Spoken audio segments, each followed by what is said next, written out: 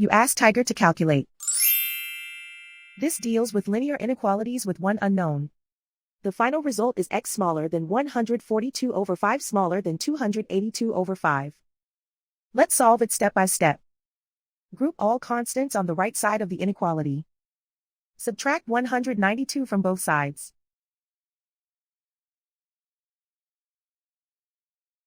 Group like terms.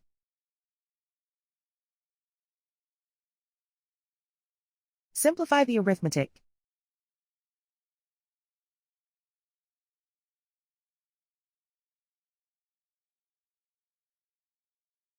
Isolate the x. Divide both sides by -5.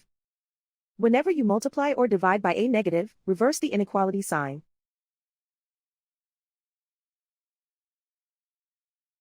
Cancel out the negatives.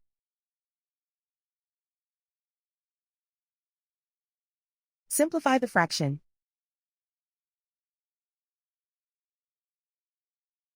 Cancel out the negatives.